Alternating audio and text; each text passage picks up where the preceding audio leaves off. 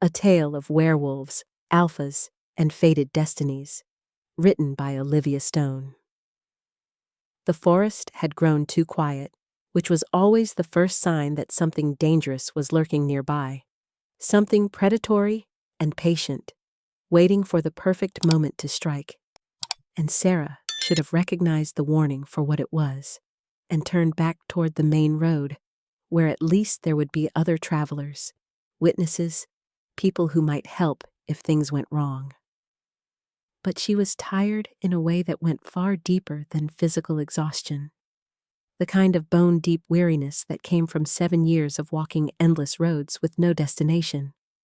7 years of offering her healing gifts to packs who welcomed her skills, but never welcomed her. 7 years of sleeping in barns and abandoned cabins, and sometimes just under the stars, because no one ever invited the strange, silver-haired Omega into their actual homes, where she might contaminate their families with whatever curse or oddity had marked her from birth. Her silver hair, which cascaded down her back in waves that caught every bit of available light and seemed to glow even in the deepest shadows, had been beautiful once, or at least that was what her mother used to tell her, before the rogue attack that had torn her parents away, and left Sarah alone in a world that viewed her appearance with suspicion and fear rather than admiration. People whispered when they saw her, called her moon-touched, or ghost-walker, or sometimes just cursed, as if the color of her hair was evidence of some fundamental wrongness in her soul, as if she had chosen to be born different and should be punished for that choice with endless rejection and isolation and loneliness that sometimes felt like it would swallow her whole. The settlement she was heading toward, a small packed town called Riverside that she had visited twice before, was still 2 days away through increasingly dangerous wilderness, and the sky above the dense canopy of autumn trees was darkening in a way that suggested a storm was coming, the kind of fierce mountain storm that could trap unwary travelers and freeze them to death if they did not find shelter quickly enough. Sarah pulled her dark green traveling cloak more tightly around her shoulders, trying to hide the telltale shimmer of her hair that marked her as different, as other, as someone who did not quite belong in the normal world of wolves and packs and families that stayed together instead of being ripped apart by violence. She had been 17 when her parents died, old enough to survive on her own, but young enough that the loss had carved a hole in her heart that 7 years of wandering had not managed to fill. And sometimes, in the quiet moments between one temporary shelter and the next, she wondered if she would spend her entire life walking these endless roads, offering healing to strangers who would never truly see her as anything more than a useful tool to be employed and then discarded. Her gift for healing was strong, stronger than most wolves her age, a legacy from both her parents, who had been renowned healers in their own right before rogues had decided that their small traveling group was an easy target and had killed them while Sarah hid in the underbrush, frozen with terror and unable to do anything except watch the only people who had ever loved her die protecting her. The sound that cut through the unnatural silence was so faint that at first Sarah thought she had imagined it, a desperate whimpering that spoke of pain and fear and rapidly fading hope, the kind of sound that no healer could ignore, even when every survival instinct was screaming that she should keep walking, should preserve her own energy and safety, should remember that she was alone and vulnerable, and that stopping to help unknown creatures in the wilderness was exactly the kind of foolish compassion that got traveling Omegas killed. But her feet were already changing direction, already following that sound through the increasingly dense undergrowth, because this was who she was at her core. This was the part of herself that no amount of rejection or loneliness or fear had managed to kill. The part that could not walk past suffering without at least trying to help, without at least offering whatever comfort or healing she could provide, even if it cost her everything. The clearing she stumbled into was small, barely 15 feet across, ringed by ancient trees whose branches formed a natural canopy that filtered the fading daylight into a dim twilight that made it hard to see clearly. And for a moment, Sarah's mind could not process what she was seeing because it seemed impossible, too large to be real,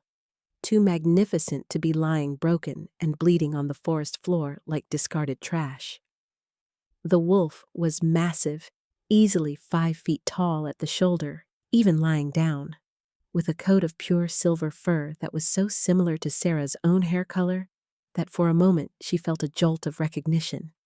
as if she was looking at some kind of kindred spirit,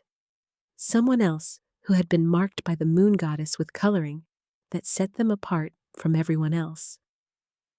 Blood matted the wolf's gorgeous coat, dark and wet, and spreading across his right side in a pattern that suggested deep claw marks from another wolf. The kind of wounds that came from a serious fight rather than a simple territorial dispute. And as Sarah moved closer on trembling legs, she could see the other injuries that painted a picture of an ambush, of multiple attackers working together to bring down this magnificent creature, who must have fought like a demon to escape and make it this far before collapsing. His front left leg was bent at an angle that made Sarah's stomach turn, clearly broken, probably shattered when he fell or was thrown during the fight, and there was an arrow protruding from his shoulder, silver-tipped, which meant whoever had done this had not been hunting for food, but hunting to kill, because silver was expensive and dangerous, and the only reason to use it was if you wanted to make absolutely certain your target did not survive the encounter. The wolf's eyes opened as Sarah knelt beside him, and she found herself staring into ice-blue irises that held far too much intelligence to belong to a simple animal, far too much awareness and understanding, and something else that she could not quite name, but that made her breath catch in her throat, because she had never seen eyes like these before, had never felt the way she felt right now, as if she was standing on the edge of some great precipice, and one more step would send her tumbling into an abyss from which there would be no return. He was a shifter, obviously, probably an alpha from his size and bearing, and he was dying, the wolfsbane poison from that silver arrow spreading through his system and shutting down his organs one by one, and the blood loss alone would kill him within the hour if Sarah did not do something, did not make a choice that would either save a life or possibly end her own, because unknown alphas were dangerous even when they were not wounded and poisoned and desperate. "I should leave you," Sarah heard herself saying, her voice barely more than a whisper that was immediately swallowed by the rising wind that announced the storm's imminent arrival. And she could feel the first cold drops of rain beginning to fall through the canopy above. Could feel the temperature dropping as the sun disappeared completely behind thick clouds that promised a truly miserable night ahead. "I should walk away right now and find shelter and let nature take its course, because I don't know you. I don't know if you're a good wolf or a bad one. I don't know if you deserve to die or if those attackers were the real criminals, and getting involved in pack politics or territorial disputes or whatever this is could get me killed, could get me blamed for your death if your people find you, could destroy the tiny bit of safety I've managed to build for myself in this world that already hates me for reasons I cannot control." But even as she spoke the words, Sarah's hands were already moving, already reaching for her worn leather satchel and pulling out the supplies she would need, because she had known from the moment she saw him that she was going to do this, was going to try to save him,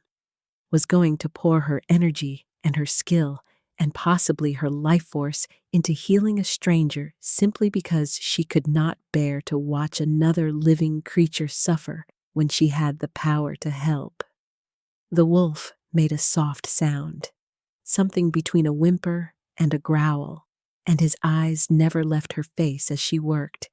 as if he was trying to memorize every feature, every expression,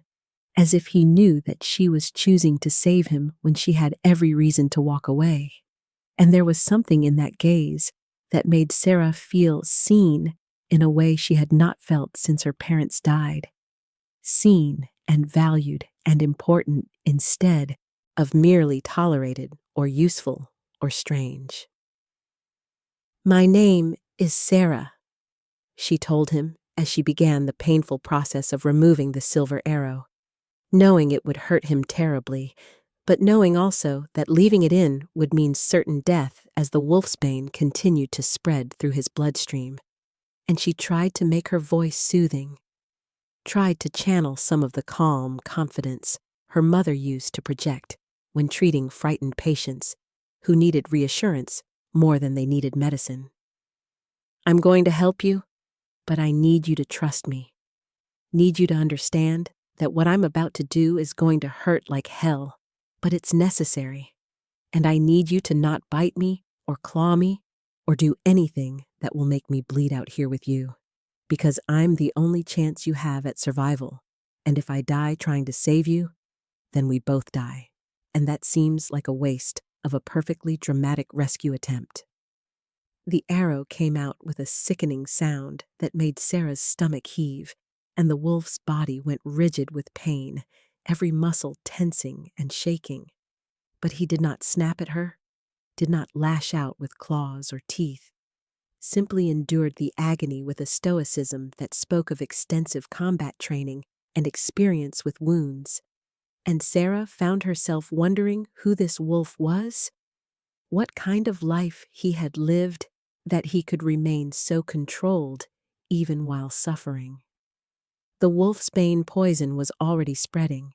She could see it in the darkening veins around the wound, could feel it with her healer's sense that allowed her to perceive illness and injury in living things,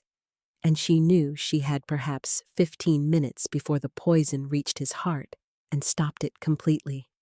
15 minutes to do something she had only read about in her mother's journals, something dangerous and potentially fatal for the healer who attempted it. Moon healing was a rare gift, passed down through certain bloodlines that carried the moon goddess's favor, and Sarah's mother had possessed it strongly, had taught Sarah the basics before she died, but had also warned her daughter that using the gift's full power required sacrifice, required the healer to give their own life force to the patient, required a level of commitment and risk that most healers were not willing to make. Sarah had never attempted a full moon healing before, had never been desperate enough or cared enough about a patient to risk her own life. But looking at this magnificent silver wolf with his 2 intelligent eyes and his refusal to give up even while dying, she found herself making a choice that would change everything, found herself deciding that this stranger's life was worth the risk, worth the potential cost, worth everything. She placed her hands on the worst of his wounds, the gashes across his ribs where she could see bone through torn flesh. And she reached deep inside herself, past the normal reservoir of healing energy she used for everyday injuries, past the safe limits her mother had warned her about, down to the very core of her being where her life force burned like a silver flame. The power that flooded through her was terrifying and exhilarating and agonizing all at once, like being struck by lightning or drowned in starlight, and her hands began to glow with a soft silver radiance that matched her hair, matched the wolf's fur, matched something fundamental in both of them that Sarah did not understand, but could feel pulsing between them like a heartbeat, or a promise, or a destiny waiting to unfold. The wolf's eyes widened as her healing power flowed into him, burning away the wolfsbane poison and knitting together torn flesh and shattered bone. And Sarah could feel his strength returning even as her own drained away, could feel the connection forming between them, something deeper than healer and patient, something that felt ancient and inevitable and absolutely terrifying. The storm broke fully overhead, rain pounding down through the canopy in sheets that soaked them both within seconds. But Sarah barely noticed, too focused on the healing, too focused on pouring everything she had into this stranger who had somehow become the most important thing in her world. And she had no idea that she was crying, tears mixing with rain on her face, had no idea that she was whispering words her mother used to say during healings, old prayers in the ancient tongue that called on the moon goddess for strength and guidance and mercy. When the healing was finally complete, when the wolf's wounds had closed and his breathing had steadied and the poison had been burned away completely, Sarah collapsed beside him, utterly spent, barely conscious, her entire body trembling with exhaustion and cold, and the after effects of channeling more power than she had ever attempted before. She should move, should find shelter, should at least try to build a fire. But she could not make her limbs obey, could not do anything except lie there in the mud and rain, hoping that she had not just killed herself to save a wolf who might wake up and tear her throat out without a second thought. Hoping that her mother was watching from whatever afterlife existed for wolves and was proud of her daughter for choosing compassion over caution, for choosing to help even when it meant risking everything. The last thing Sarah felt before unconsciousness claimed her was the wolf moving, his large body shifting closer to hers, and the surprising warmth of his fur as he curved around her smaller frame, sheltering her from the worst of the storm with his own body, protecting the healer who had saved him with a gentleness that seemed at odds with his massive size and obvious warrior status. And as darkness pulled her under, Sarah had one final coherent thought that would prove to be more prophetic than she could possibly imagine in that moment. One thought that whispered through her fading consciousness, like a promise or a warning, or perhaps both at once. And that thought was simply this: everything is about to change, and there is no going back from here. No returning to the lonely road and the empty wandering and the life of someone who belongs nowhere, because this wolf, this stranger, this magnificent creature who is even now keeping me warm and safe, is going to alter the course of my entire existence. And I have absolutely no idea if that is the best thing that has ever happened to me or the worst mistake I have ever made. The sound of a crackling fire was what finally pulled Sarah from the depths of unconsciousness. A warm, comforting sound that seemed entirely wrong, given that she distinctly remembered collapsing in the middle of a rainstorm, with no shelter and no strength left to build even the most basic of campfires. And for a disorienting moment, she wondered if she had actually died during that desperate healing attempt. And this was some kind of afterlife, some peaceful place where exhausted healers who made foolish decisions could rest without fear or pain or the endless loneliness that had defined her existence for 7 long years. But then the aches began to register, the deep bone weariness that came from pushing her healing gift far beyond its safe limits, the bruises from where she had fallen, the cold wetness of her clothes that clung uncomfortably to her skin, and she knew with absolute certainty that she was very much alive, which meant someone had built this fire, someone had dragged her to shelter, someone was here with her in whatever space she currently occupied. Her eyes flew open and immediately found the source of the firelight, a small but efficient blaze built against the overhanging rock face that she vaguely remembered seeing near the clearing where she had found the wounded wolf. And sitting on the opposite side of that fire, wearing nothing but a pair of torn and blood-stained trousers that had clearly seen better days, was quite possibly the most beautiful man Sarah had ever seen in her entire life. And the fact that her first coherent thought upon waking was about his appearance rather than about potential danger, said something deeply concerning about her survival instincts, or perhaps about how utterly devastating this stranger's features actually were. He was tall. She could tell, even though he was sitting down, with the kind of powerful build that spoke of years of combat training and physical labor, broad shoulders tapering to a narrow waist, and arms corded with lean muscle that bore several scars, suggesting a life filled with violence and conflict. But it was his face that truly captured her attention.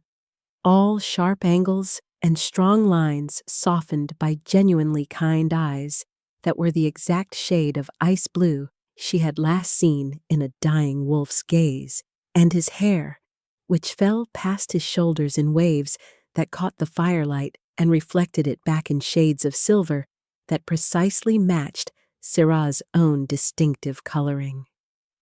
The realization hit her like a physical blow,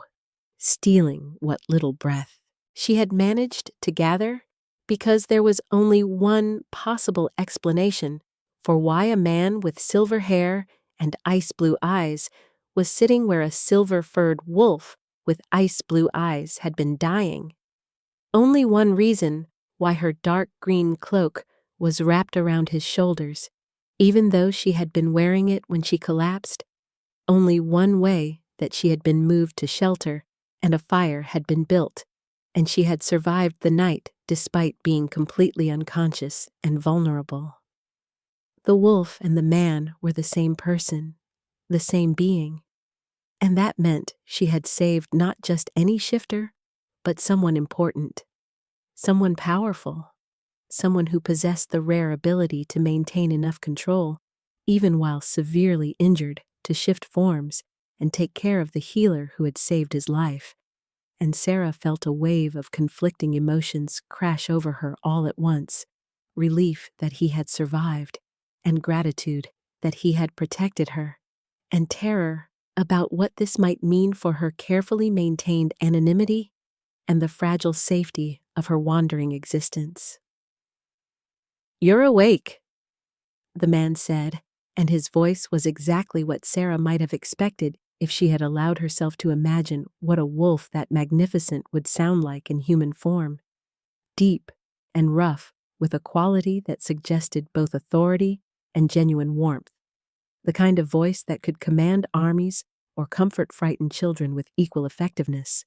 And there was something in his tone that made Syrah feel simultaneously safe and completely terrified,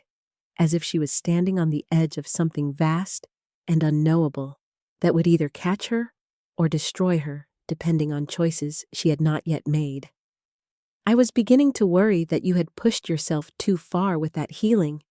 that you had given too much of yourself to save a stranger who probably did not deserve such sacrifice. And I want you to know that I spent most of the night watching you breathe, just to make sure you kept doing it, because the thought of you dying to save me was perhaps the most unbearable thing I have ever contemplated. And I have contemplated quite a few unbearable things in my life." Syrah struggled to sit up, her body protesting every movement, and she was acutely aware of how she must look, covered in mud and blood that was not her own.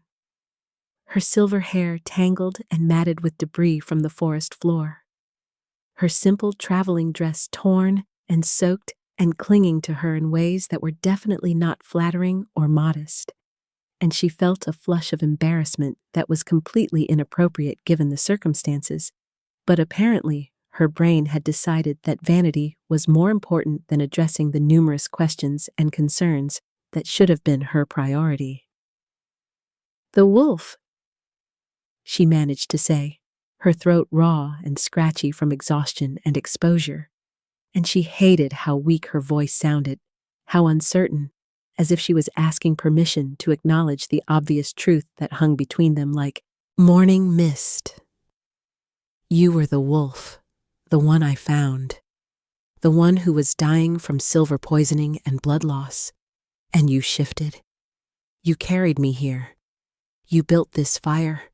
and I need you to tell me who you are, because I have learned through painful experience that when something seems too good to be true, it usually is. And right now, everything about this situation is setting off warning bells in my head, even though you have done nothing except save my life in return for me saving yours." The man studied her for a long moment, those ice-blue eyes seeming to see straight through every defense and wall she had carefully constructed over 7 years of rejection and loneliness. And Sarah had the unsettling feeling that he could read her thoughts, could sense her fear and her hope, and her desperate need to believe that maybe, just maybe, she had finally done something that would lead to connection rather than more isolation. "My name is Theron," he said finally, and there was weight to the name, significance that Sarah could feel even though she did not understand its source, as if he was giving her something precious and dangerous all at once, a truth that could protect her or destroy her, depending on how she chose to use it. "I was traveling with my guards when we were ambushed by rogues, or at least that is what I thought they were initially. But the coordinated nature of the attack and the use of silver weapons and wolfsbane suggests something more sinister, suggests traitors who knew my route and my schedule and specifically wanted me dead, rather than simply wanting to rob travelers or cause random chaos in neutral territory." The implications of his words settled over Sarah like a heavy blanket, suffocating and complicated.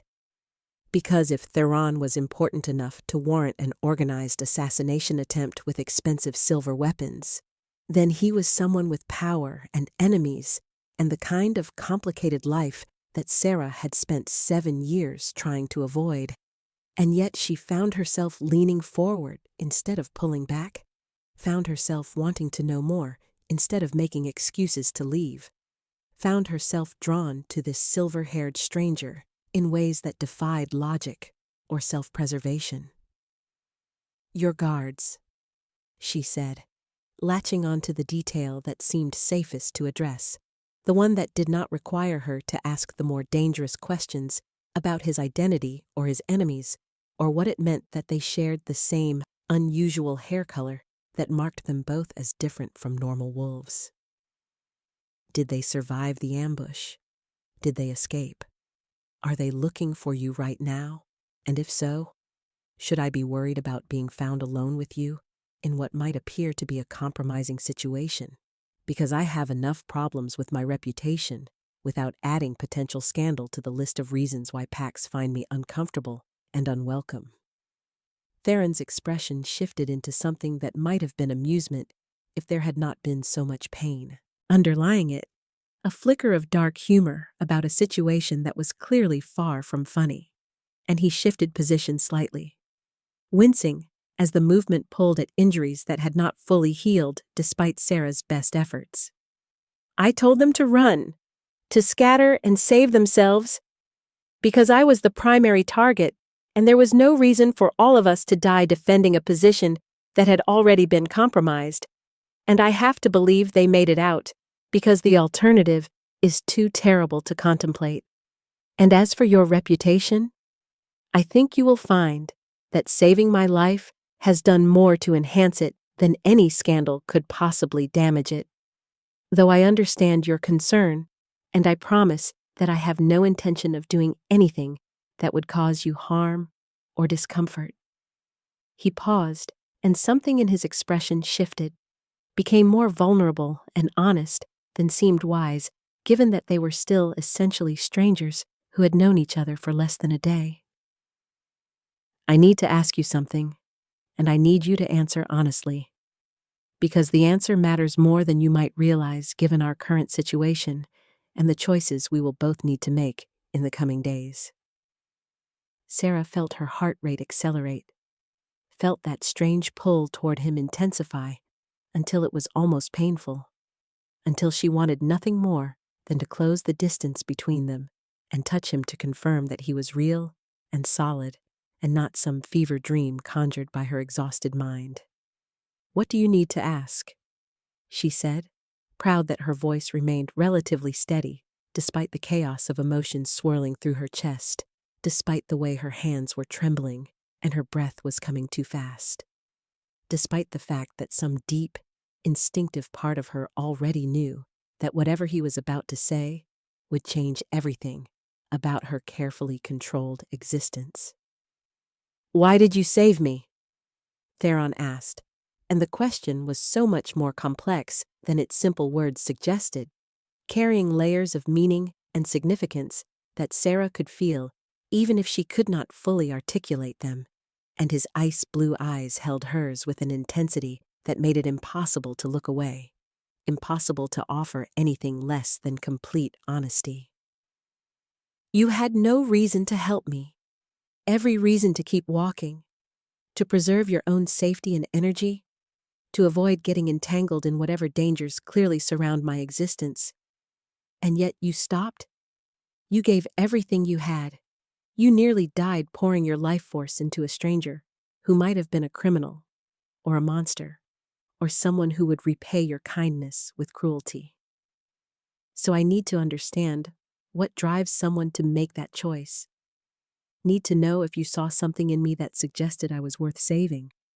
or if you are simply the kind of person who cannot walk past suffering, regardless of the personal cost." The question hung in the air between them, heavy with implications that Sarah was not sure she was ready to examine, and she found herself looking away from those penetrating eyes, staring instead at the fire that had saved her life as surely as her healing had saved his, watching the flames dance and flicker, while she searched for words that would explain motivations she did not fully understand herself. "I am a healer," she said finally, and her voice was soft but steady, carrying a conviction that surprised even her with its strength. "It is not just what I do. It is who I am at the most fundamental level, and I know that sounds pretentious or self-important, but it is the truth. The one thing I know about myself with absolute certainty, even when everything else in my life feels uncertain and temporary and subject to change without warning. My parents were healers, the best in their region, and they taught me that healing is not about deserving or earning, not about judging who is worthy of help and who is not, but about seeing suffering and choosing to alleviate it whenever possible, about recognizing that every life has value even when the world tries to convince you otherwise." She took a shaking breath, surprised to find tears gathering in her eyes, surprised by how much these words cost her to speak aloud, how much of her soul she was exposing to this stranger who somehow did not feel like a stranger at all. "I have been rejected and abandoned and cast out more times than I can count, told that I am too strange, too different, too marked by something unnatural that makes normal wolves uncomfortable. And there were times, many times, when I considered simply stopping, simply letting the loneliness and the endless wandering consume me until there was nothing left. But I could never quite bring myself to do it, because as long as I can heal, as long as I can help, then my existence has purpose and meaning. And that has to be enough, even when it feels like it will never be enough." She finally looked back at Theron, meeting those ice-blue eyes that seemed to glow in the firelight, and she saw understanding there, recognition, as if he knew exactly what she meant, because he had felt similar things himself. "So, when I found you dying in that clearing, when I saw your eyes and felt your will to survive, I did not think about danger or consequences or anything, except the fact that I had the power to save you, and therefore I had the responsibility to try, because that is who I am, and I cannot change that any more than I can change the color of my hair, or the fact that I will probably die alone and unmated, because no one wants someone who looks like a ghost or a curse or a walking reminder that the world contains mysteries that cannot be easily explained or controlled." The silence that followed her confession was absolute, except for the crackling of the fire and the distant sound of birds beginning their morning songs. And Sarah felt exposed and vulnerable in ways she had not felt since her parents died. As if she had just handed Theron a weapon that he could use to hurt her if he chose, and she braced herself for rejection or pity or the kind of uncomfortable platitudes that people offered when they did not know how to respond to raw honesty. But instead, Theron stood, moving slowly and carefully, and he walked around the fire until he was kneeling directly in front of her, close enough that she could feel the heat radiating from his body, could see the silver in his hair that matched hers so perfectly it seemed impossible, could smell something wild and clean and fundamentally appealing that made her omega instincts sit up and take notice in ways that were both thrilling and terrifying. "I need to tell you something," Theron said, and his voice had dropped to barely more than a whisper, intimate and intense, and he reached out slowly, giving her plenty of time to pull away, before his fingers gently caught a strand of her silver hair, lifting it into the firelight where it gleamed like moonbeams made solid. "Where I come from, silver hair is considered sacred, a sign of moon blessing, a mark that identifies those chosen by the goddess for great things. And it is so rare that most wolves go their entire lives without meeting someone who possesses it, and when they do meet such a person, they understand that they are in the presence of something special, something that should be treasured and protected rather than feared or rejected." His eyes moved from her hair to her face, and the expression she saw there was so full of wonder and something else, something deeper and more significant, that it stole her breath completely. "My mother had silver hair, and she was the most powerful Luna our kingdom had ever known, beloved and respected and considered blessed beyond measure. And when she died, she told me that I would know my own mate by the silver of her hair and the healing in her heart, and I thought she was being poetic, or perhaps delusional from the illness that was consuming her, because surely the moon goddess would not be so obvious in her signs. Surely fate did not work with such clear markers." Sarah's heart was pounding so hard she could hear it in her ears, could feel it in her throat, and she knew with sudden, terrible certainty where this conversation was heading, knew what Theron was about to say, and she was not sure if she wanted to hear it, or if she wanted to run as far and as fast as her exhausted body would carry her, because hope was the most dangerous thing a person like her could possess. Hope led to disappointment and heartbreak and more rejection, and she had learned to live without it, had learned to expect nothing, so that she could never be devastated when nothing was exactly what she received. "Please," she whispered, though she was not sure what she was asking for, whether she was begging him to continue or to stop, to offer her this possibility, or to take it back before it could take root in her desperate heart. "Please, I cannot. You do not understand what you are saying. You do not know me." "You are confused because I saved your life, and that creates feelings of obligation and gratitude that can be mistaken for other things, deeper things, things that cannot possibly be real between two people who met yesterday in the worst possible circumstances." But Theron was shaking his head, and he took her hand in his palm warm and calloused against her smaller, softer fingers, and the touch sent sparks of something electric racing up her arm, something that felt like recognition or destiny or the universe clicking into place in ways that had been waiting to happen since the moment she was born. "I am Theron Silvercrest," he said, and this time, when he spoke his name, he included the surname, the one that Sarah should have recognized immediately if she had been paying more attention to pack politics and royal lineages instead of focusing solely on survival and healing and avoiding entanglements with powerful wolves. I am the Alpha King of the Northern Realm, ruler of 47 packs across 5 territories, and I have been searching for my Luna for 6 years, meeting countless eligible Omegas who possessed beauty and grace and impeccable breeding and absolutely none of the qualities I actually needed in a partner. And then yesterday, I was ambushed by traitors who wanted me dead. I was dying in the forest with silver poison burning through my veins and my strength fading with every heartbeat.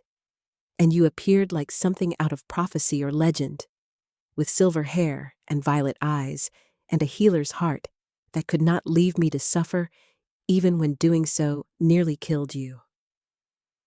The world seemed to tilt on its axis, reality reorganizing itself around this revelation that Sarah's exhausted mind could barely process, because she had not just saved any wolf, she had saved the Alpha King, one of the most powerful wolves in the entire continent.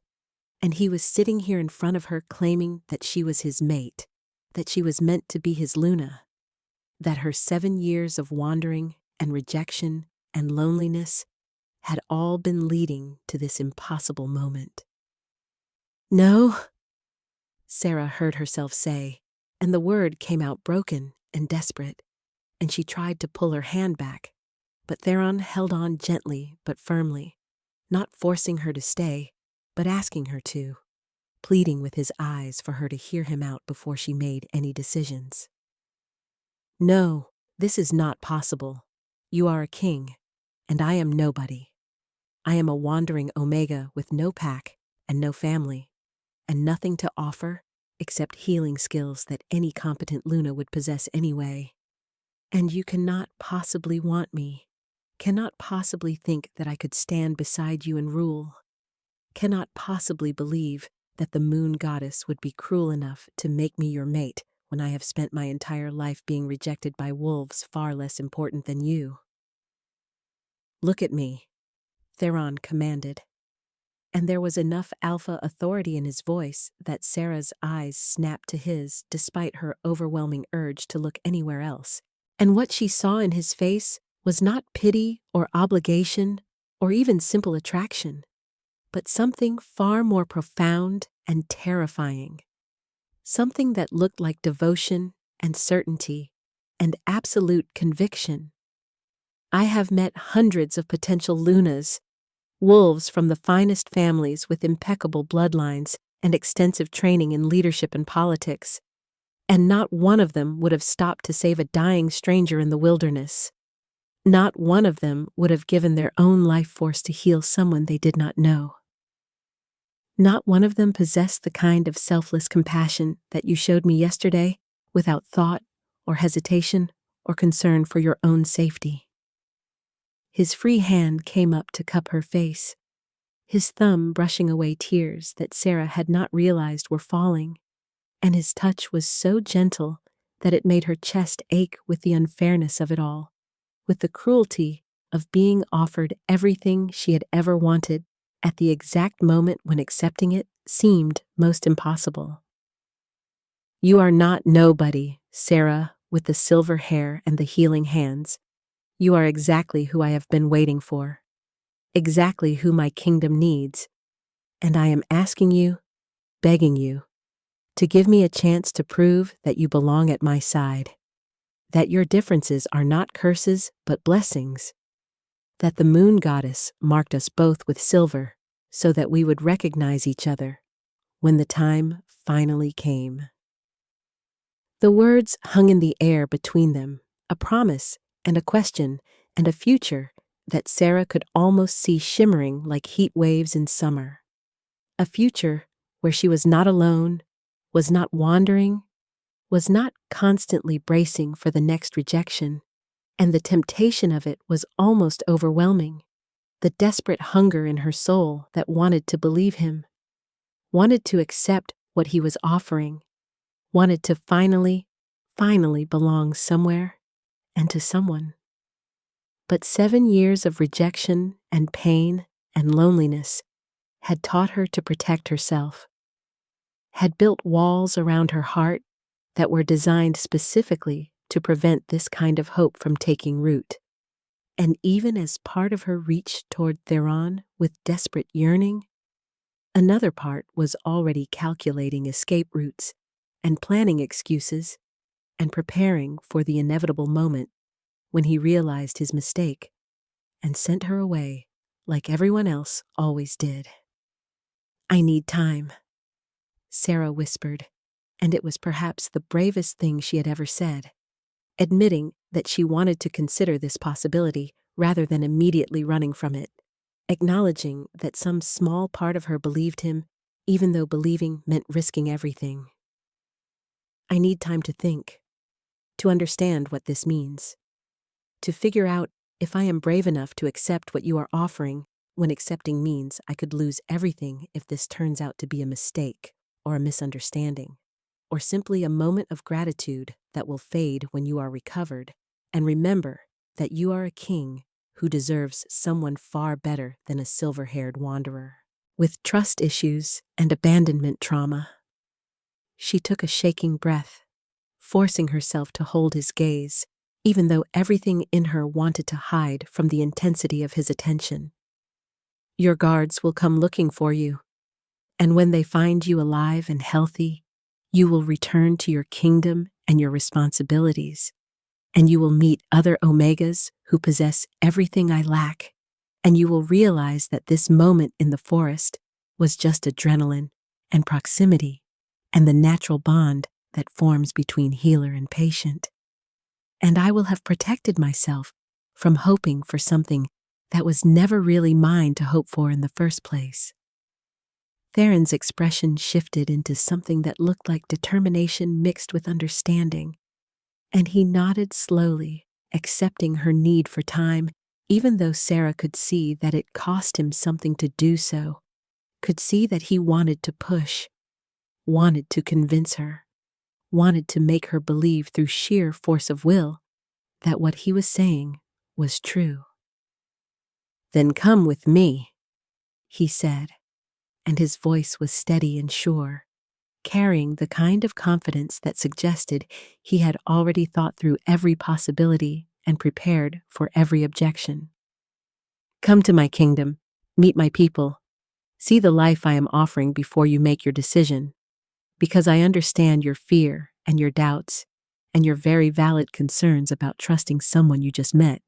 but I need you to understand that I am not offering you a temporary position or a fleeting connection. I am offering you forever, and forever deserves more consideration than a decision made while you are exhausted and injured and sitting in the wilderness with a stranger who is asking you to completely upend your entire existence." He smiled then, and it transformed his face from merely handsome to absolutely devastating. And Sarah felt something in her chest crack open, despite all her carefully constructed defenses. "Give me 2 weeks, just 2 weeks to show you what your life could be, to prove that you belong in my world, and if, at the end of that time, you still want to leave, if you still believe this is a mistake, then I will let you go with enough gold to support yourself for years, and a letter of recommendation that will guarantee you welcome in any pack you choose. But I hope, that once you see what we could build together, once you feel the truth of this bond that is growing between us, you will choose to stay." The offer hung between them, impossible and tempting and absolutely terrifying, and Sarah knew that she was standing at a crossroads that would define the rest of her life, knew that whatever choice she made in this moment would ripple outward in ways she could not predict or control, knew that accepting meant risking the kind of pain she had spent 7 years trying to avoid, but refusing meant possibly walking away from the one thing she had always wanted but never believed she deserved. And as she looked at Theron, at this silver-haired king who claimed she was his mate, who looked at her like she was precious and valuable and wanted, she felt something shift in her chest, felt the walls she had built begin to crack, felt hope beginning to take root despite every logical reason why she should dig it out and destroy it before it could grow strong enough to hurt her when it inevitably died. and she heard herself saying words that would change everything, words that were equal parts surrender and defiance, acceptance and challenge, fear and courage, all tangled together into two simple syllables that felt like jumping off a cliff with no idea whether there would be water or rocks waiting at the bottom. Okay. The journey to Theron's kingdom took 6 days that felt simultaneously like an eternity and like no time at all. 6 days during which Sarah found herself caught in a strange liminal space between her old life of solitary wandering and a future she could barely allow herself to imagine. And every mile they traveled brought them closer to a decision point that terrified her more than any danger she had faced in 7 years of living alone in the wilderness. Because physical threats were simple and straightforward, while the threat of hope, of belonging, of finally finding a place where she might be wanted for who she was, rather than what she could provide, was complex and devastating in ways that no amount of combat training could prepare someone to handle. Theron's guards had found them on the 2nd day of travel. 30 elite warriors who had spent nearly a week searching for their king. And Sarah had watched with growing understanding as these hardened soldiers dropped to their knees in the mud when they saw Theron alive and relatively healthy, had seen the genuine love and loyalty in their faces when they realized their Alpha King had survived an assassination attempt that should have killed him, and she had felt something shift in her perception of the man who claimed to be her mate, because wolves did not inspire that kind of devotion through cruelty or manipulation. That kind of loyalty had to be earned through years of proving yourself worthy of it. The guards had stared at her with barely concealed curiosity and something that looked like wonder, and she had heard them whispering about her silver hair, about the prophecy, about how their king had been searching for years and had finally found what he needed in the most unexpected place possible, and their acceptance of her presence, their immediate deference and respect despite not knowing anything about her background or qualifications, had been both comforting and absolutely terrifying because it meant expectations, meant pressure,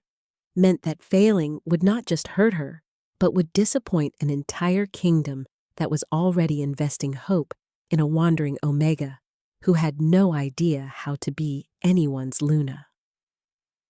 The palace, when they finally reached it on the 6th day of travel, was more magnificent than anything Sarah had ever imagined in her most elaborate daydreams, a sprawling complex of white stone and silver towers that seemed to grow organically from the mountainside, with crystalline decorations that caught sunlight and transformed it into rainbows that danced across courtyards and gardens. And everywhere she looked, there were wolves going about their daily business, training and trading and living lives that spoke of peace and prosperity and the kind of stability that Sarah had never experienced in her entire existence. Theron had taken her directly to guest chambers that were larger and more luxurious than some entire houses she had stayed in, with a massive bed piled high with furs, a fireplace carved from marble, a bathing room with running water that was somehow heated through some engineering miracle she did not understand, and windows that looked out over a kingdom that stretched to the horizon.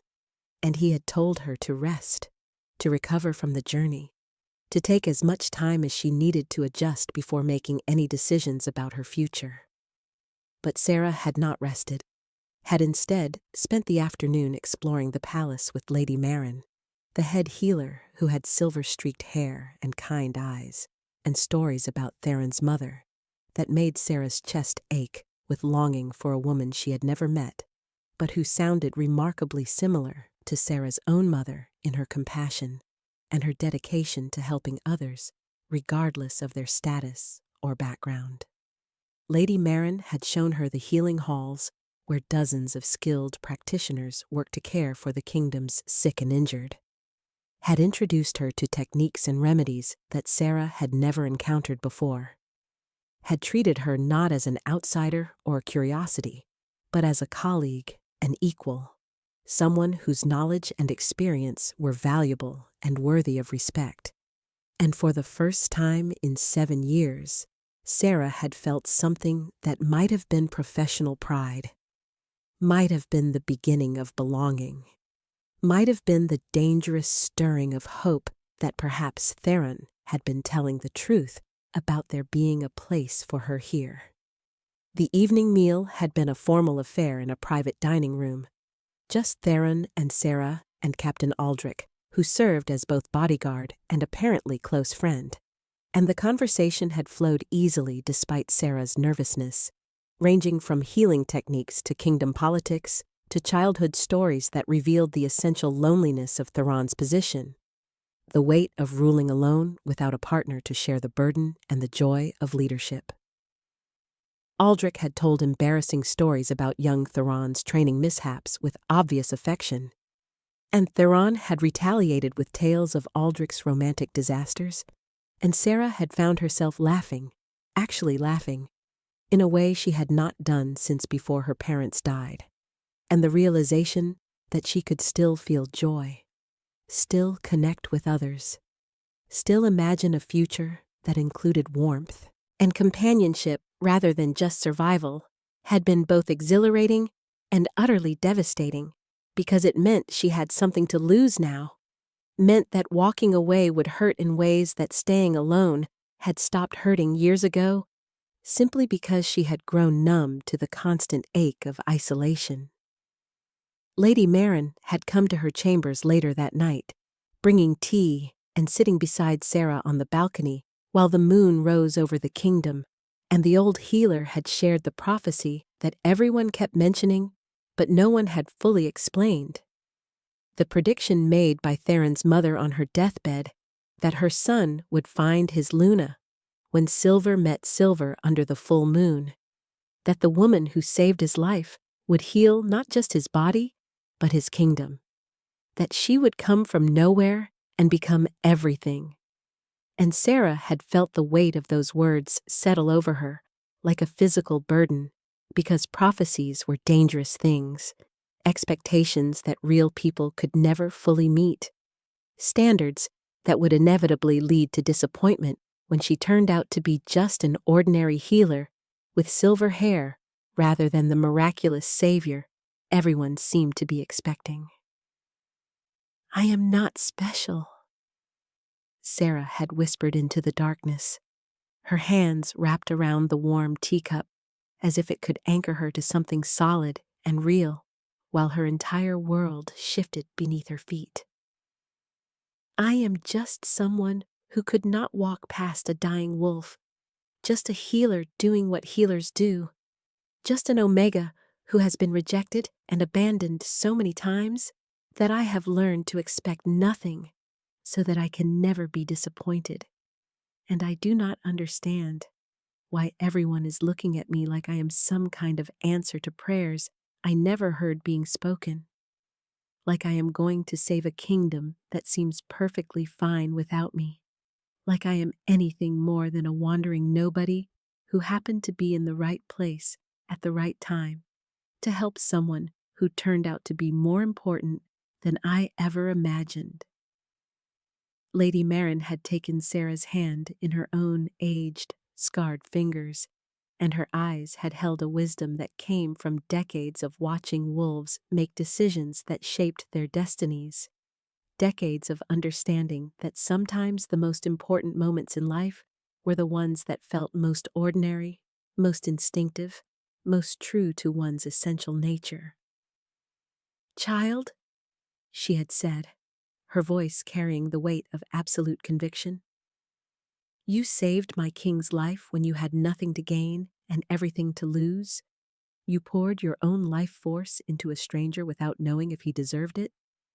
You made a choice that revealed the content of your character more clearly than any amount of noble breeding or formal training ever could. And that is precisely why you are special. Precisely why you are the Luna we have been waiting for. Because true leadership is not about power or politics or knowing the right words to say at formal functions. It is about having a heart that cannot walk past. Suffering, about making choices based on compassion rather than calculation, about being willing to sacrifice yourself for others, even when those others are strangers who might never repay your kindness. The full moon had arrived on Sarah's 8th day in the kingdom, rising huge and silver over the palace grounds, while the entire population prepared for the lunar festival,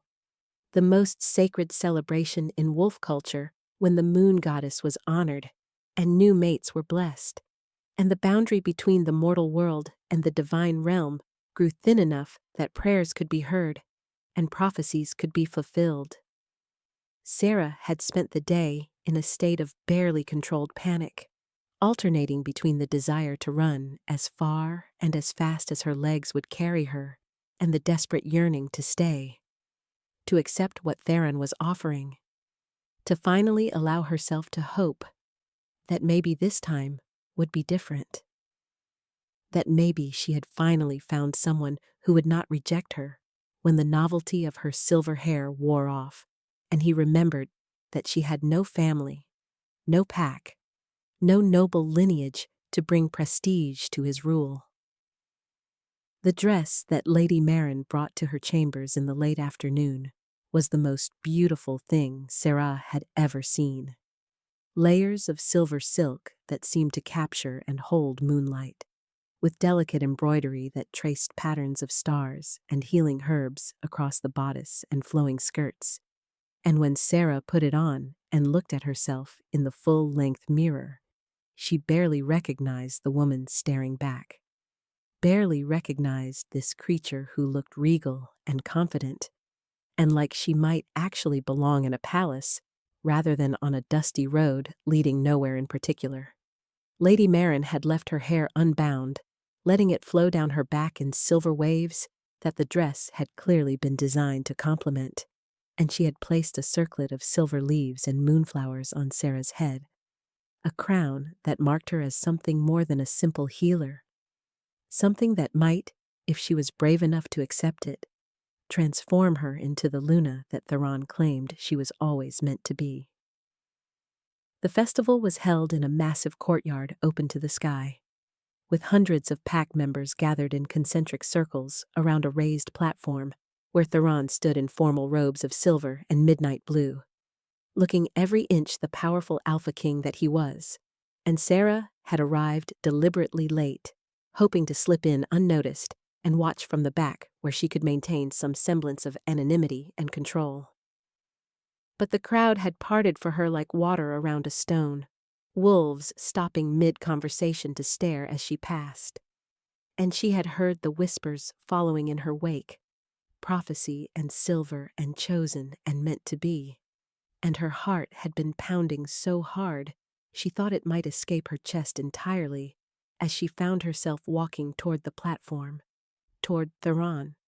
toward a future that terrified and tempted her in equal measure. Theron's eyes had found her immediately, and the expression on his face had stolen whatever breath Sarah had managed to maintain, a look of such pure wonder and desire and certainty that she felt it like a physical touch,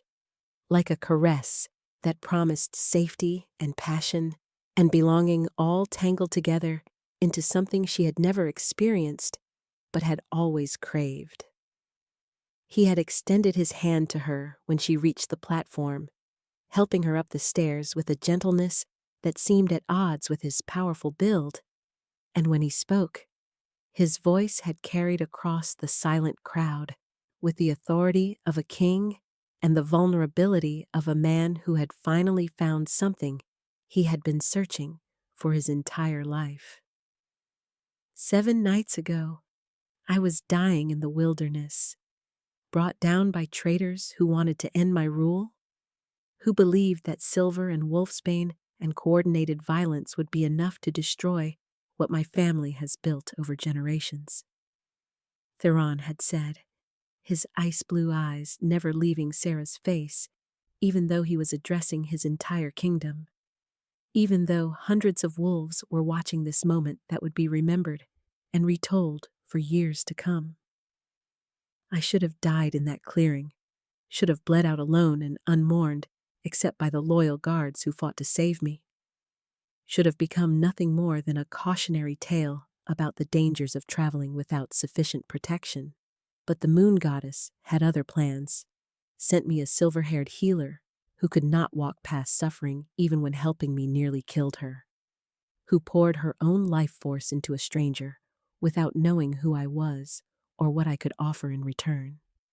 who revealed through that single act of selfless compassion exactly the kind of character and courage and heart that I have been searching for since the day I took the throne. He had turned then to face Sarah fully, taking both her hands in his, and she could feel the mate bond between them pulsing with energy and potential, and the promise of something that could transform them both if she was brave enough to accept it, if she was willing to risk the pain of hoping for something that might, for the first time in her life, actually be real and lasting and true. Sarah of the silver hair and the healing hands, you are my mate, chosen by the moon goddess and recognized by my soul, and I am asking you in front of my entire kingdom, in front of witnesses who will hold me accountable for this promise, to accept me as your mate, to stand beside me as my Luna, to help me rule with the compassion and wisdom that you have already demonstrated through your actions, to transform this kingdom into something even greater than it already is, by bringing your gifts of healing and your capacity for selfless love to wolves who desperately need both. The silence that followed his declaration was absolute. Hundreds of wolves holding their breath while waiting for Sarah's response, and she felt the weight of their expectations pressing down on her like a physical force, felt the terror of making this choice rising up to choke her, felt all the old fears and doubts and certainties about her own unworthiness flooding through her system and demanding that she run, that she protect herself, that she refuse this offer before it could be taken away like everything else she had ever cared about had been taken away. But looking at Theron, seeing the absolute conviction in his eyes,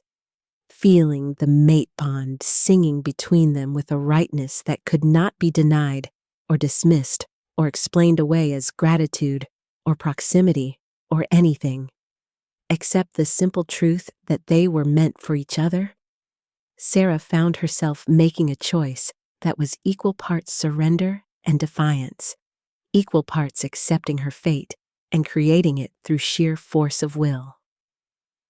I am terrified, Sarah said, and her voice carried across the silent courtyard with a clarity that surprised her, a strength she had not known she possessed until this moment when everything hung in the balance and her next words would determine the course of her entire future. I am terrified because I have spent 7 years being rejected and abandoned, and told that I am too different, too strange, too marked by something unnatural to ever truly belong anywhere, and I have learned to protect myself by expecting nothing, by never hoping, by never allowing myself to believe that maybe this time would be different, that maybe I had finally found someone who would want me not despite my differences, but because of them, not despite my past, but because of how it shaped me into someone who understands suffering and therefore cannot ignore it. She took a shaking breath,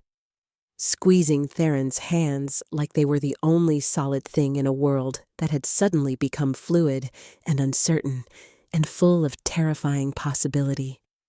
But I am also tired of being afraid, tired of running, tired of protecting myself from pain by refusing to ever feel joy. And when I look at you, when I feel this bond between us that I do not fully understand but cannot deny, I see a future that I never allowed myself to imagine. A future where I belong, where I am valued, where my gifts are used to help rather than to simply survive. And I think, I hope,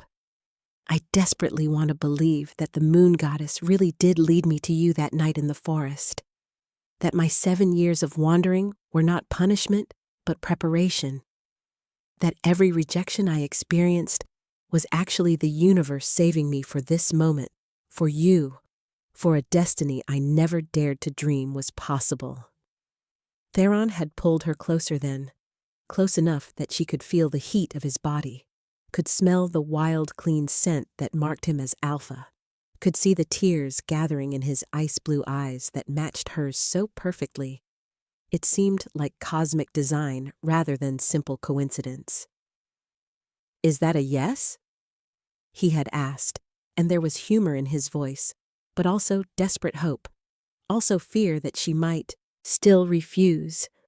also the vulnerability of a powerful king who had just offered everything to a woman who had every reason to reject him based on her past experiences with rejection and abandonment. "Yes," Sarah had whispered, and then louder, strong enough for the entire kingdom to hear, strong enough to convince herself as much as anyone else that she was making the right choice, that she was brave enough for this, that she deserved the happiness and belonging that Theron was offering. "Yes, I choose you. I choose this. I choose to stop running and start living. I choose to believe that maybe the moon goddess really does have a plan, and that plan includes me being exactly where I am supposed to be, with exactly who I am supposed to be with,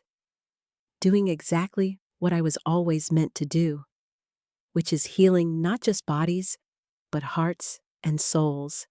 and an entire kingdom that needs someone who understands that strength comes not from power, but from compassion, not from dominance, but from service, not from taking, but from giving everything you have, even when you have nothing left to give." The mark that Theron placed on her neck under the full moon with the entire kingdom watching was gentle and reverent and absolutely claiming, a bite that sealed their bond in the traditional way of wolves, that marked her as his mate and his Luna and his equal partner in all things. And when Sarah marked him in return, claiming an alpha king with the audacity of an omega, who had finally learned her own worth, the crowd had erupted in celebration,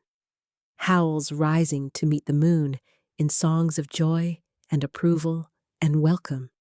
that made Sarah's eyes fill with tears because she had never, not once in 7 years of wandering, been welcomed anywhere, had never been celebrated, had never been wanted with such obvious and genuine enthusiasm. The months that followed the claiming ceremony were filled with challenges and adjustments, and moments when Sarah questioned whether she was truly equipped to be Luna of such a vast kingdom. But Theron was patient and supportive and absolutely certain that she was exactly where she belonged. And slowly, carefully, tentatively, Sarah began to believe him, began to see herself the way he saw her, began to understand that her 7 years of rejection had not been failures, but preparation for a role that required someone who understood suffering intimately enough to prevent it wherever possible. She established healing academies throughout the kingdom,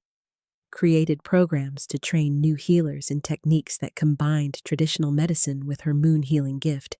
worked personally with wolves who had been rejected or abandoned or cast out from other packs. And with every life she touched, with every person she helped, she felt herself growing into the role of Luna, felt herself becoming someone who did not just survive, but thrived. Someone who used her pain to fuel compassion rather than bitterness. Someone who proved every single day that being different was not a curse, but a blessing that allowed her to see and help those whom others overlooked. Years later, when young wolves would come to her seeking advice about feeling different or rejected or unwanted, Sarah would take their hands and tell them her story about being a wandering healer with silver hair who saved a dying wolf in a storm and discovered that the wolf was an alpha king, that the stranger was her mate, that the moment she thought was simply another temporary healing was actually the beginning of her true life. And she would watch their eyes light up with hope, the same way hers had once lit up when she finally allowed herself to believe that maybe, just maybe, she deserved to be loved. She would introduce them to Theron, who still looked at her with the same wonder and devotion he had shown that first morning in the wilderness, who still treated her as his most trusted advisor and his most precious treasure, who proved every day through his actions that choosing her had been the best decision he ever made. And together, they would tell these young wolves that being different was not something to hide or fix, but something to celebrate, that the right person would love them not despite their uniqueness, but because of it,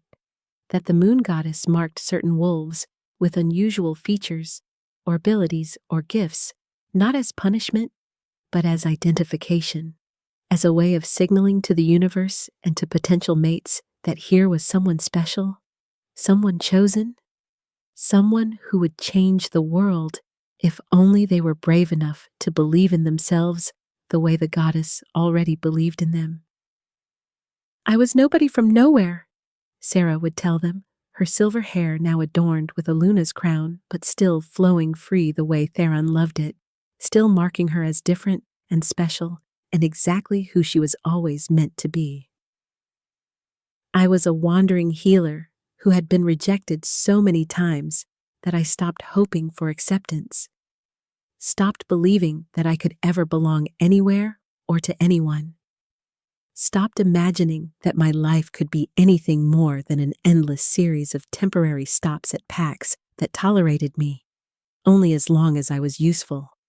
But then I made a choice, a simple choice, to help someone who was suffering, even though helping meant risking everything I had left, which admittedly was not much. And that choice changed my entire existence, brought me here, gave me a mate and a kingdom and a purpose that I never dared to dream was possible." She would smile then, that gentle, understanding smile that helped so many lost wolves find their way home. "So, do not give up on yourself even when the world seems to have given up on you. Do not stop being compassionate even when compassion brings you pain. Do not hide your differences even when those differences make others uncomfortable, because somewhere out there is a person or a place or a purpose that needs exactly what you have to offer, exactly who you are, exactly the gifts that you have been given. And when you find it, when you finally find where you belong, you will understand that every rejection, every hardship, every lonely night was not punishment but preparation, not curse but blessing, not the end of your story, but the beginning of something far more beautiful than you ever imagined possible. And those young wolves would leave her presence standing taller, believing more firmly in their own worth, carrying hope like a candle flame that could light their way through whatever darkness they still had to navigate before finding their own destinies.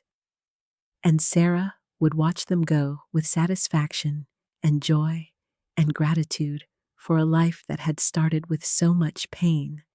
but had transformed into more happiness than she had ever believed one person deserved. And she would feel Theron's arms come around her from behind, would lean into his embrace with the comfort of someone who had finally found home after years of searching. And she would think about that night in the forest when she had chosen to save a dying wolf.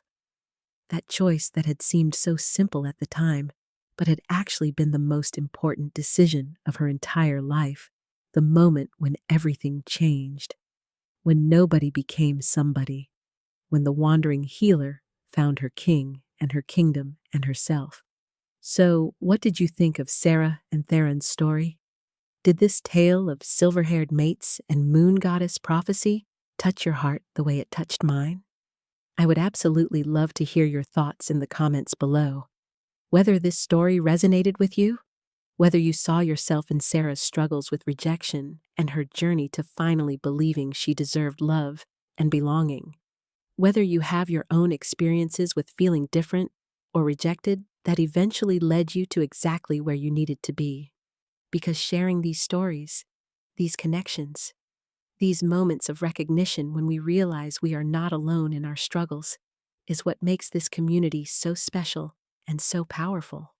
Please subscribe to the channel so you never miss another werewolf romance story, another tale of alpha kings and rejected mates and omega heroines who discover their own strength,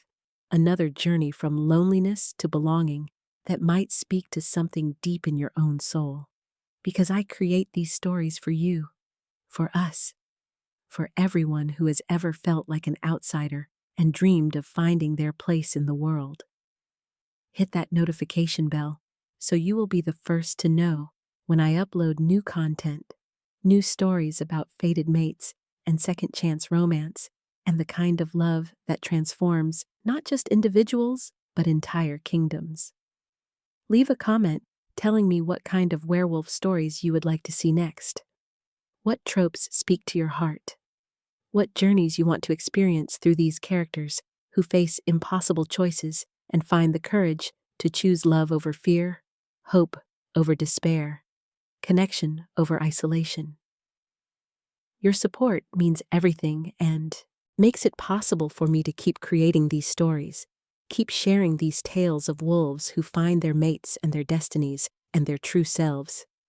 Keep building this community of readers who understand that sometimes the most powerful magic is simply choosing to be brave enough to accept the love and belonging that we all deserve. Thank you for reading. Thank you for being here. Thank you for being part of this journey. And I will see you in the next story.